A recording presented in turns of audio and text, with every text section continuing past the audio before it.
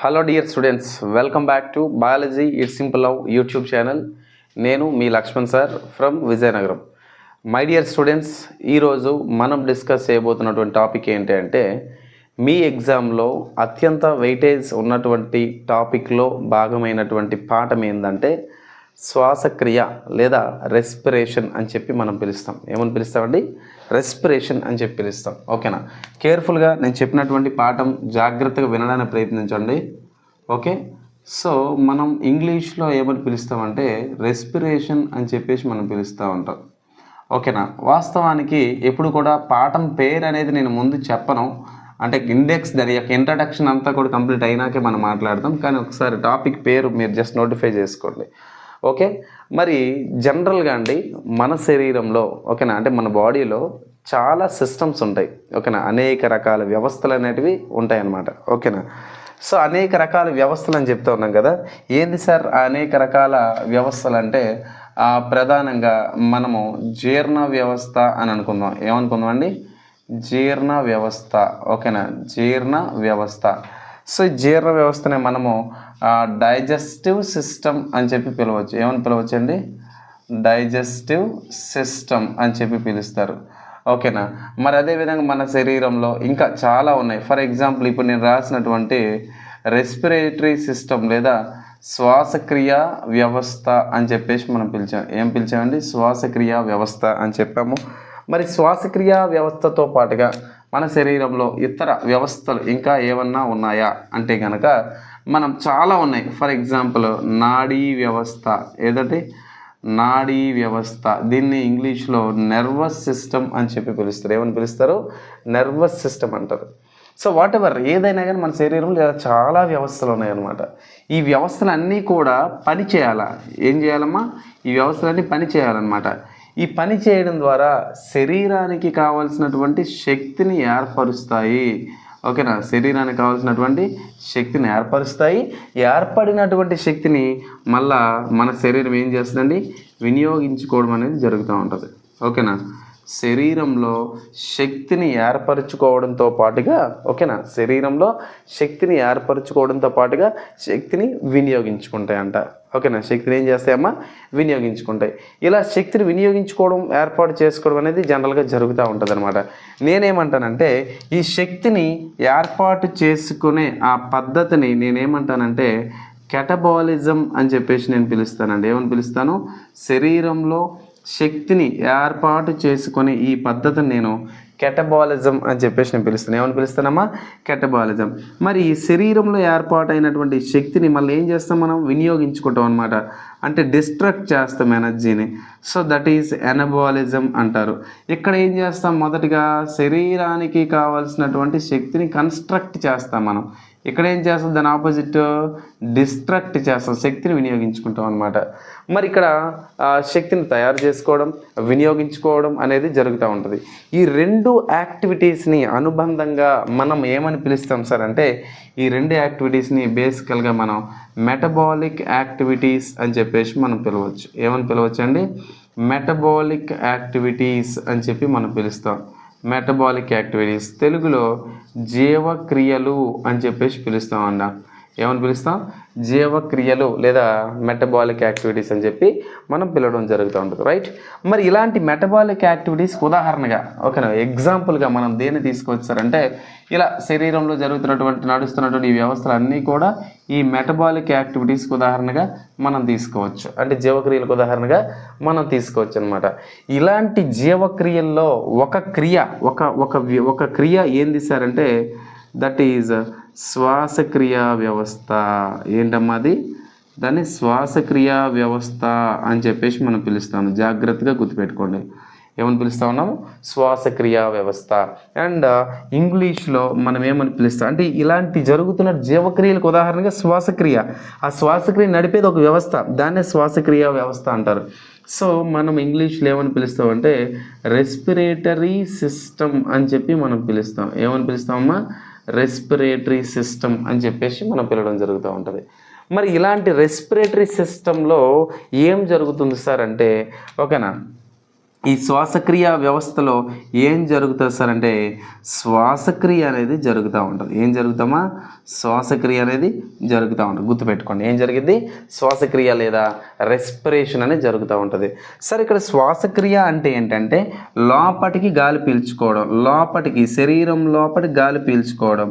So లోపలికి గాలి పీల్చుకోవడాన్ని inhalation అంటారండి, లేదా ఇంగ్లీష్లో ఇన్స్పైరేషన్ అని చెప్పేసి పిలుస్తారండి.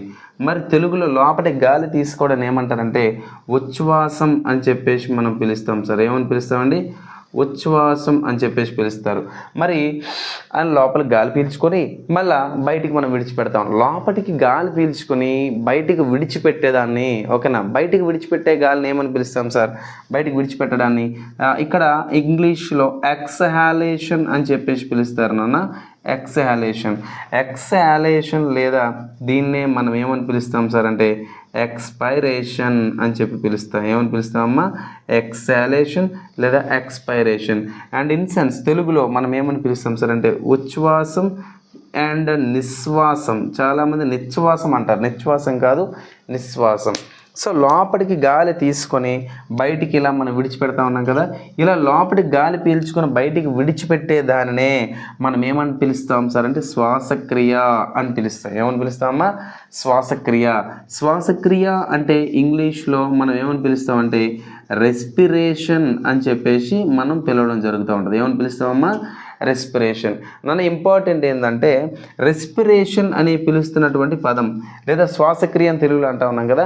సో ఇది సార్ ఇది ఏ క్లాస్ నుంచి వచ్చింది సార్ అంటే 10th క్లాస్ ఎన్సీఆర్టీ మొదటి పాఠం. ఆంధ్రాలో అయితే 10th క్లాస్ పుస్తకంలో మొదటి పాఠం లైఫ్ ప్రాసెస్లో రెండవ సబ్ టాపిక్ రెస్పిరేషన్ లేదా శ్వాసక్రియ అని చెప్పేసి మనం పిలవడం జరుగుతుంది.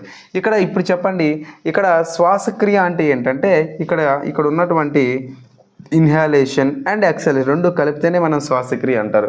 ఇక్కడ ఇంపార్టెంట్ ఏంటంటే ఈ శ్వాసక్రియ లేదా రెస్పిరేషన్ అని పిలుస్తున్నటువంటి పదం ఏదైతే ఉందో ఇది లాటిన్ భాష నుంచి మనం తీసుకున్నాం. చూడండి, ఇక్కడ రెస్పిరేషన్ అనే పదమేమో ఇంగ్లీష్ పదం, ఓకేనమ్మా. ఏ భాష నుంచి తీసుకున్నామంటే లాటిన్ పదం.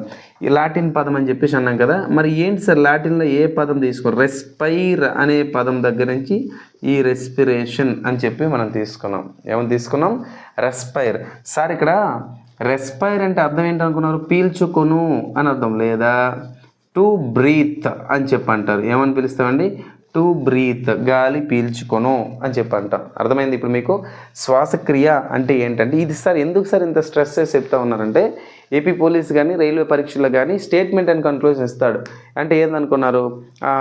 ఈ క్రింది వానిలో శ్వాసక్రియకి సంబంధించి సరైన వాక్యాన్ని గుర్తించండి అంటే అప్పుడు మీకు గుర్తురావాలి. లోపలికి గాలి పీల్చుకొని బయటకు గాలి విడిచిపెట్టే పద్ధతి ఏదైతే ఉందో దాన్ని శ్వాసక్రియ అంటారు. అలా కాకుండా క్వశ్చన్ మారుద్దాం. శ్వాసక్రియ ఫలితంగా శరీరానికి ఏమి ఏర్పడతాయి, శరీరానికి ఏమి ఉత్పత్తి అవుతాయి సార్ అంటే చాలా ఇంపార్టెంట్ అండి.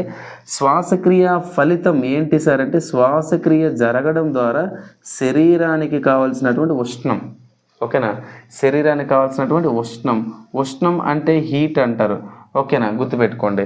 శరీరానికి కావాల్సినటువంటి ఉష్ణము, అదేవిధంగా శరీరానికి కావాల్సినటువంటి శక్తి, దట్ ఈస్ కాల్డ్ ఎనర్జీ అని చెప్పి ఇంగ్లీష్లో అంటాం. ఎనర్జీ అంటే శక్తి. సో శరీరానికి కావాల్సినటువంటి శక్తి మరియు శరీరానికి కావాల్సినటువంటి ఉష్ణం ఈ రెండు కూడా ఎక్కడి నుంచి వస్తున్నాయి సార్ అంటే రెస్పిరేషన్ ద్వారా వస్తున్నాయి. గుర్తుపెట్టుకోండి. ఈ శ్వాసక్రియ జరగగా, ఓకేనా, ఏమొస్తున్నాయంటే ఉష్ణము మరియు శక్తి. ఈ శ్వాసక్రియ జరగడానికంట కొన్ని రకాల రసాయనాలను ఉపయోగపడుతూ ఉంటాయి. రసాయనాలు అంటే కెమికల్స్.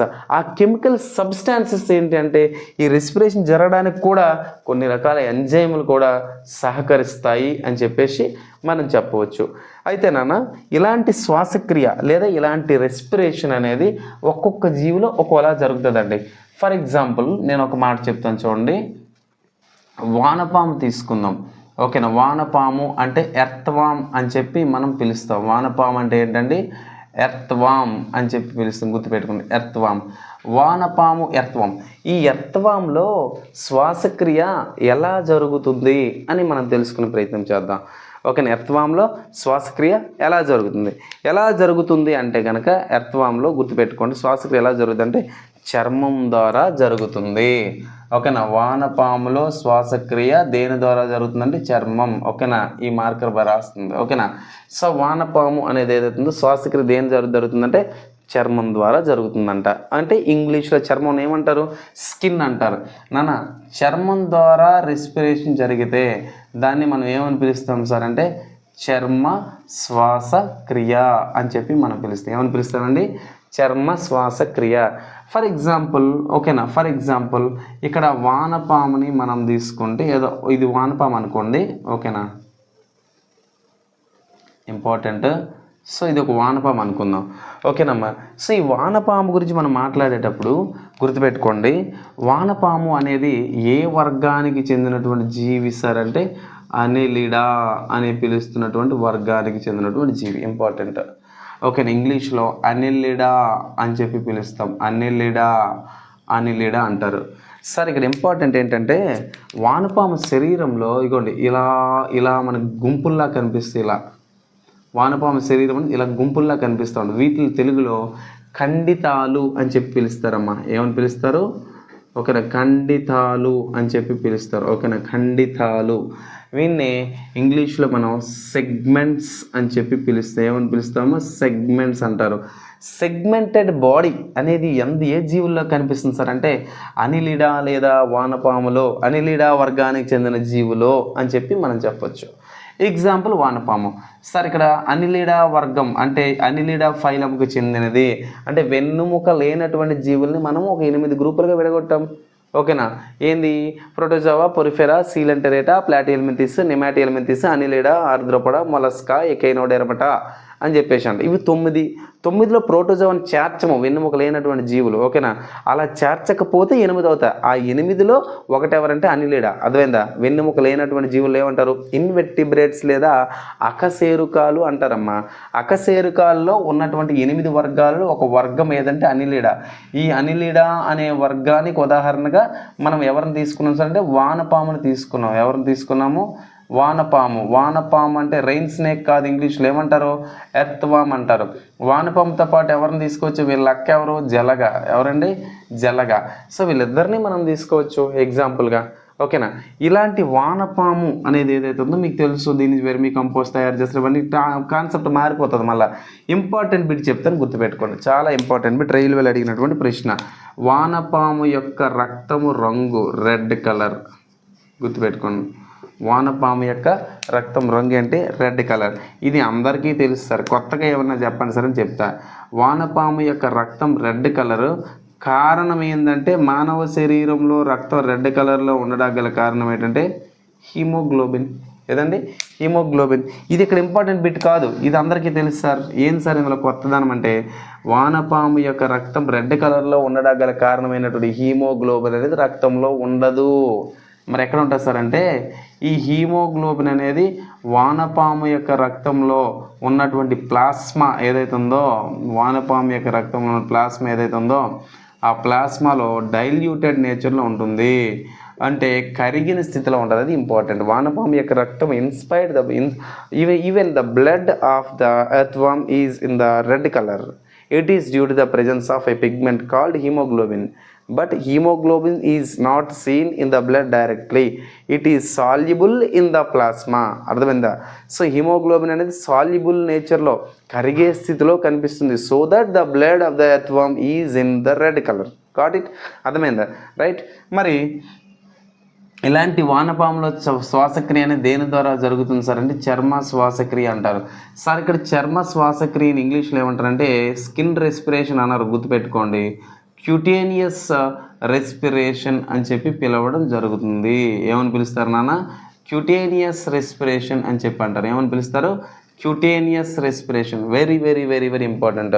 సో వానపాములో శ్వాసక్రియ అనేది దేని ద్వారా జరుగుతుంది సార్ అంటే గుర్తుపెట్టుకోండి, చర్మం ద్వారా జరుగుతుంది. If the respiration is done through the skin, that is called as cutaneous respiration. Got it?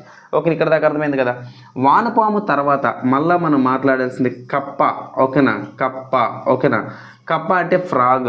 ఓకేనా, ఫ్రాగ్ కప్పల గురించి అధ్యయనం చేయడం ఏమంటారండి? బాట్రకాలజీ అని చెప్పి అంటారు. ఏమంటారు?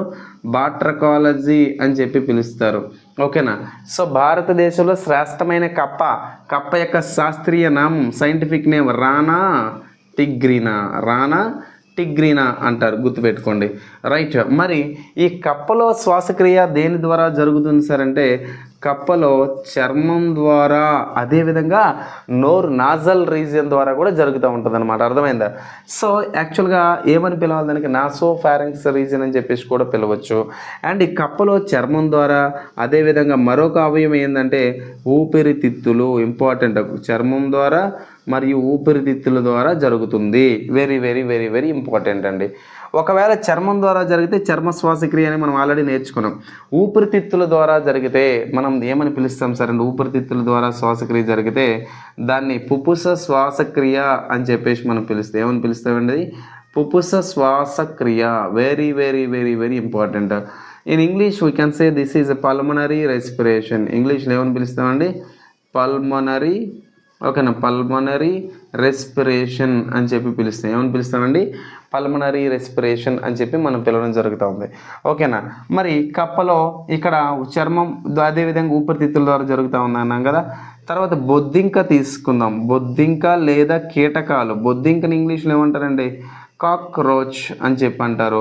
సో దీనికి మనం పెరిప్లనేటా అమెరికానా అని చెప్పేసి ఒక పేరుతో, శాస్త్రీయ నామంతో మనం పిలవచ్చు.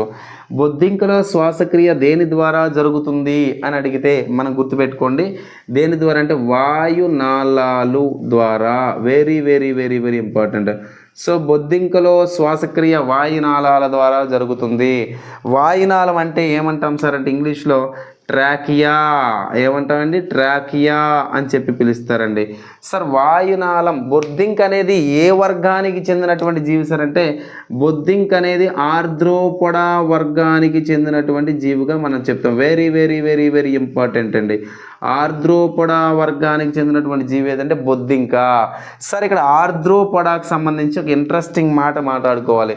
ఇక్కడ ఆర్ద్రోపొడా అని పిలుస్తున్నటువంటి పదాన్ని మొట్టమొదటిసారిగా ఇచ్చినటువంటి వ్యక్తి ఎవరు? ఆర్ద్రోపొడా అనే పదాన్ని మొట్టమొదటిసారిగా ఇచ్చినటువంటి వ్యక్తి ఎవరంటే వాన్ సి బోల్ట్ అని చెప్పేసి పిలుస్తారు సార్. ఏమని పిలుస్తారు సార్? వాన్ సి బోల్ట్ అని చెప్పి పిలుస్తారు. Very very important. ఓకేనా. Von Siebold. కానిస్టేబుల్ అంటే పరీక్షల్లో మ్యాచింగ్స్లో అడిగే అవకాశాలు ఉంటాయి. ఆర్ద్రోపొడా అనే పదాన్ని ప్రతిపాదించిన శాస్త్రవేత్త వాన్ సి బోల్ట్. రైటే. ఇక్కడ ఇంకొక క్వశ్చన్ స్కోప్ ఉందండి. ఆర్ద్రోపొడాలోని ఆర్ద్రో అంటే అర్థం ఏంటి సార్ అంటే ఆర్ద్రో అంటే కీళ్ళు అని అర్థం, గుర్తుపెట్టుకోండి. ఆర్ద్రోపొడాలో ఆర్ద్రో అంటే కీళ్ళు అని అర్థం. ఓకేనా. సో పొడా అంటే అర్థం ఏంటి సార్ అంటే కాళ్ళు అని అర్థం. ఓకేనా. సో పొడ అంటే ఏంటండి? కాళ్ళు. రెండు పదాలు కలిపేద్దామా? సో కీళ్ళు కలిగినటువంటి కాళ్ళు అంటారు. కీళ్ళు అంటే ఏంది సార్ అంటే కీళ్ళు అంటే జాయింట్ అని చెప్పి పిలుస్తారండి. కీళ్ళు అంటే ఏమని పిలుస్తారు? జాయింట్. కాళ్ళు అంటే లెగ్స్. ఓకేనా. కాళ్ళు అంటే లెగ్స్, జాయింటెడ్ లెగ్స్. ఓకేనా. జాయింటెడ్. బొద్దింక చూడండి, ఒక్కొక్క కాలు ఇలా ఉంటాయి జాయింటెడ్. ఇక్కడి నుంచి ఇక్కడికో జాయింట్, ఇక్కడి నుంచి ఇక్కడికి, ఇక్కడి నుంచి అంటే 6 కాళ్ళు కూడా జాయింటెడ్గా ఉంటాయి. ఫర్ ఎగ్జాంపుల్ బొద్దింక శరీరాన్ని మీరు తీసుకుంటే, ఓకేనా, బొద్దింక శరీరం మీరు తీసుకుంటే, ఓకేనా, ఇది ఆడబొద్దింక ఇది. ఓకేనా. ఎందుకంటే నాజూకువంతమైనటువంటి శరీరం మీకు కనబడతా ఉంది, అవునా కదా. సో ఈ బొద్దింకని మనం గమనిస్తే కాళ్ళను మనం తీసుకుంటే ఇలా ఉండి ఇలా ఉంటాయి అన్నమాట, అంతేనా కదా. సో ఇలా కనిపిస్తూ ఉంటాయి అన్నమాట. ఏందివి? జాయింటెడ్ లెగ్స్ అంటారు. సార్ ఇంపార్టెంట్ బిట్టు, బొద్దింకల శ్వాసక్రియ వాయునాళాలు ద్వారా జరిగినాయి, ట్రాకియా ద్వారా జరిగినాయి కదా. ఇగోండి ఊపిరితిత్తులు ఎలా పనిచేస్తే అలా పనిచేస్తాయి. కానీ బొద్దింక యొక్క శరీరం అంచుల్లో మనలా ముక్కు ఎలా పనిచేస్తుందో ముక్కు లాంటి నిర్మాణాలు బొద్దింకలో ఏంది అయ్యా అంటే దట్ ఈజ్ స్పిరాకిల్స్ అని చెప్పి అంటారు. ఏమంటారండి? స్పిరాకిల్స్. స్పిరాకిల్స్ లేదా వాటిని వాయురంధ్రాలు అని చెప్పి పిలుస్తారు. ఏమని పిలుస్తారంటే స్పిరాకిల్స్ అంటే SPIRACLES స్పిరాకిల్స్. స్పిరాకిల్స్ అంటే అండ్ తెలుగులో మనం వాయురంధ్రాలు అని చెప్పి పిలుస్తారు. ఏమని పిలుస్తారండి? వాయురంధ్రాలు అని చెప్పి పిలుస్తారు. Right, got it. మరి కీళ్ళు కలిగిన కాళ్ళు ఏదైనా బొద్దింక. రైట్, ఇది మనకి బొద్దింకలో నేర్చుకున్నాం. అండ్ ఇప్పుడు మన చేప, ఓకే, చేప గురించి మనం నేర్చుకోవాలి. చేపలో శ్వాసక్రియ ఎలా జరుగుతుంది సార్? చేపలో శ్వాసక్రియ ఎలా జరుగుతుంది సార్ అంటే చేపలో శ్వాసక్రియ మొప్పల ద్వారా జరుగుతుందంట. దేని ద్వారా జరుగుతుందండి? మొప్పల ద్వారా జరుగుతుంది. చేపలో శ్వాసక్రియ అనేది మొప్పల ద్వారా జరుగుతుంది. మరి ఈ మొప్పల ద్వారా జరిగే శ్వాసక్రియ దీన్ని ఇంగ్లీష్లో మనం ఏమంటామంటే గిల్స్ అని చెప్పేసి పిలుస్తాం. ఏమని పిలుస్తామండి? గిల్స్. గిల్స్ అంటే ఏంది సార్ అంటే మీరు ఒకసారి చేప బొమ్మని మనం తీసుకుంటే, ఓకేనా, చేప బొమ్మని మనం తీసుకున్నట్టయితే ఇగోండి ఈ ఏరియాలో మనకు మొప్పలు కనిపిస్తూ ఉంటాయి. ఓకేనా, సో చేప యొక్క మొప్పలు రెడ్ కలర్లో కుంకుమ రంగులో మనకు కనిపిస్తూ ఉంటాయి అన్నమాట. వీటిని మనం ఏమని పిలుస్తాం సార్ అంటే మొప్పలు అని చెప్పి పిలుస్తాం. ఏమని పిలుస్తాం వీటిని మనం? వీటిని మొప్పలు లేదా గిల్స్ అని చెప్పి పిలుస్తాం. గిల్స్ ద్వారా జరుగుతాయి రెస్పిరేషన్. ఒకవేళ మొప్పల ద్వారా శ్వాసక్రియ జరిగితే దానిని మనం ఏమని పిలుస్తాం సార్ అంటే బ్రాంకియల్ రెస్పిరేషన్ అని చెప్పి మనం పిలుస్తాం. ఏమని పిలుస్తాం సార్? బ్రాంకియల్ రెస్పిరేషన్ అని చెప్పి మనం పిలవడం జరుగుతూ ఉంటుంది. ఏమని పిలుస్తాము? Bronchial respiration. అండ్ దీన్నే తెలుగులో జల శ్వాసక్రియ అని చెప్పేసి మనం పిలుస్తాం. ఏమని పిలుస్తామండి? దీన్ని మనం జల శ్వాసక్రియ అని చెప్పేసి మనం పిలవడం జరుగుతుంది. Very very very very important. ఓకేనా, సో జల శ్వాసక్రియ అంటారు. సో జల శ్వాసక్రియ ద్వారా మనకి ఇక్కడ చేపలు అనేటివి శ్వాసక్రియ జరుపుతాయని చెప్పి మనం చెప్తాం. ఇవేంటి? శ్వాసాంగాలు, రెస్పిరేటరీ ఆర్గాన్స్ అనమాట. అంటే ఆ జీవుల్లో రెస్పిరేషన్ ఆ భాగాల ద్వారా జరుగుతూ ఉంటుంది అనమాట. ఓకేనా, ఇలాంటి రెస్పిరేషన్ చాలా ఇంపార్టెంట్ అండి. మరి శ్వాసక్రియ అనేది వేరు వేరు జీవుల్లో వేరు వేరు విధాలుగా జరుగుతూ ఉందన్నాం కదా. మరి మానవుల్లో శ్వాసక్రియ ఎలా జరుగుతుంది సార్? మానవునిలో శ్వాసక్రియ ఎలా జరుగుతుందండి? మానవునిలో శ్వాసక్రియ దేని ద్వారా జరుగుతుందంటే ఊపిరితిత్తుల ద్వారా జరుగుతుంది. దేని ద్వారా అండి? మానవుల్లో శ్వాసక్రియ అనేది ఊపిరితిత్తులు లేదా లంగ్స్ ద్వారా జరుగుతూ ఉంటుంది. దేని ద్వారా? లంగ్స్ ద్వారా. మానవునిలో హ్యూమన్ బీయింగ్లో if the respiration is done through the lungs, ఒకవేళ రెస్పిరేషన్ అనే లంగ్స్ ద్వారా జరిగితే మీకు already as I told you that is pulmonary respiration. దాన్ని ఏమని పిలుస్తాం సార్? పల్మనరీ రెస్పిరేషన్ అని చెప్పేసి మనం పిలవడం జరుగుతూ ఉంది. పల్మనరీ రెస్పిరేషన్ అంటే పుపుస శ్వాసక్రియ అని చెప్పేసి మనం పిలవచ్చు. ఏమని పిలవచ్చు అండి? పుపుస శ్వాసక్రియ అని చెప్పేసి మనం పిలుస్తూ ఉంటాం. ఓకేనా, మరి మానవుని యొక్క ఊపిరితిత్తుల గురించి మనం మాట్లాడాలి కదా, దానికి డయాగ్రామ్ అవసరం కదా. సో ఆ డయాగ్రామ్ వేసేదానికన్నా ముందు ఇంపార్టెంట్ బిట్స్ తెలుసుకుందాం. ఊపిరితిత్తుల యొక్క అధ్యయనాన్ని ఏమని పిలుస్తాం సార్ అంటే పల్మనాలజీ అని చెప్పి పిలవడం జరుగుతూ ఉంటుంది. ఊపిరితిత్తుల యొక్క అధ్యయనాన్ని పల్మనాలజీ అంటారు. ఊపిరితిత్తులకు స్థితిస్థాపకత అనేది కనిపిస్తూ ఉంటుంది. దట్ ఈజ్ ఎలాస్టిసిటీ అనేది కనిపిస్తూ ఉంది. ఒక్కొక్క ఊపిరితిత్తు బరువు వచ్చేసరికి 950 గ్రాములు అనేది మనకు కనిపిస్తూ ఉంటాయి. సరే, ఇక్కడ ఊపిరితిత్తుల యొక్క విధులు ఏందయ్యా అంటే గుర్తుపెట్టుకోండి, ఊపిరితిత్తులు కేవలం రక్తంలో ఉన్నటువంటి వాయువులు ఏవైతే ఉన్నాయో, శరీరానికి అవసరం లేనటువంటి గ్యాసెస్ ఏవైతే ఉన్నాయో, శరీరానికి అవసరం లేనటువంటి గ్యాసెస్ ఏవైతే ఉన్నాయో ఆ గ్యాసెస్ని ఎలిమినేట్ లేదా రిమూవ్ చేయడానికి ఉపయోగపడతాయి. అది very very very very important. ఓకేనా, సో రిమూవ్ చేయడానికి ఉపయోగపడతాయి అన్నాం. ఓకేనా, సరే ఏంటేంటి సార్ ఆ వాయువులు అంటే కనుక గుర్తుపెట్టుకోండి, వాతావరణంలో ఉన్నటువంటి వాయువుల గురించి మనం మాట్లాడేటప్పుడు ఏమేమి మాట్లాడతాం సార్ అంటే సాధారణంగా మనకు వాతావరణంలో ఆక్సిజన్ ఉంది, అదేవిధంగా వాతావరణంలో కార్బన్ డైఆక్సైడ్ ఉంది, అదేవిధంగా వాతావరణంలో నైట్రోజన్ ఉందండి. చాలా జాగ్రత్తగా గుర్తుపెట్టుకోండి. వాతావరణంలో ఆక్సిజన్ శాతము 21% అండి. ఎంత అండి? వాతావరణంలో ఉన్నటువంటి ఆమ్లజని లేదా ఆక్సిజన్ శాతం ఎంత అంటే 21% అండి. మరి కార్బన్ డైఆక్సైడ్ పర్సంటేజ్ ఎంత అంటే 0.03% అండి. ఓకేనా, అదేవిధంగా నైట్రోజన్ యొక్క శాతం ఎంత సార్ అంటే 78% అండి. ఇక్కడ గమనిక, మీకు ఇప్పుడు డౌట్ వస్తుంది, సార్ మీరు ఈ కార్బన్ డైఆక్సైడ్ 0.03 చెప్పారు కదా సార్, మరి 7th క్లాస్ NCERT టెక్స్ట్ బుక్లోని జీవులలో శ్వాసక్రియ రెస్పిరేషన్ ఆర్గనిజమ్స్ పాఠంలోని 0.04 ఇచ్చాడండి అని చెప్పి అడుగుతారు. ఎందుకంటే వీడియో చూసినట్టు DSC అభ్యర్థులు కూడా ఉండొచ్చు. ఓకేనా, సో డిఎస్సి వాళ్ళకైతే 0.04కి మీరు వెళ్ళిపోవచ్చు. ఓకేనా. సో ఇక్కడికి వచ్చేసరికి లేదనుకుంటే కనుక ఫిక్స్డ్ ఎన్సీఆర్టీ బేస్ 0.03. ఇక 21% తీసుకుంటాం కదమ్మా. సో మనము ఎంత బయటికి విడిచిపెడతాం తెలుసా? 16% విడిచిపెట్టేస్తాం. 0.03 తీసుకున్న కార్బన్ డైఆక్సైడ్ బయటకు వచ్చేసరికి 4.4 బయటకు వస్తుంది అనమాట. శరీరంలో ఎక్కడెక్కడో రిలీజ్ అయిన కార్బన్ డైఆక్సైడ్ ఉంది కదా. అదేవిధంగా 78% లోపలికి ఇన్హేల్ చేసినాము. ఎంత విడిచిపెడతాం సార్ అంటే 78% మనం విడిచిపెట్టడం జరుగుతాం. నైట్రోజన్ యొక్క చరిత్ర మీకు తెలుసు కదా. మొక్కల్లో రైజోబియం అనే పిలుస్తున్నటువంటి బాక్టీరియా, ఒక వేరుశనగ వంటి మొక్కలలో రైజోబియం అని పిలుస్తున్నటువంటి బాక్టీరియా ఆవాసం పొందుతుంది. It takes it present on the root nodules of the groundnut plant and they particular the bacteria acts as a parasite which is hosted by the groundnut plant. ఓకేనా. So ఈ rhizobium అని పిలుస్తున్న bacteria ఏంటంటే ఆవాసం పొంది ఆ మొక్కకు కావాల్సినటువంటి nitrogen, వాతావరణంలో ఉన్న నైట్రోజన్ తీసుకొని ఫిక్స్ చేస్తూ ఉంటుంది. నత్రజని స్థితిస్థాపకత అని చెప్పేసి లేదా నత్రజని స్థాపన అని చెప్పేసి కూడా పిలవడం జరుగుతూ ఉంది ఇక్కడ ఉన్నటువంటి రైజోబియం. ఇక్కడ నైట్రోజన్ 78% అని చెప్పామండి. ఓకేనా. మరి మనం నెక్స్ట్ వీడియోలో ఏం డిస్కస్ చేస్తామంటే మానవ శరీరంలో ఉన్నటువంటి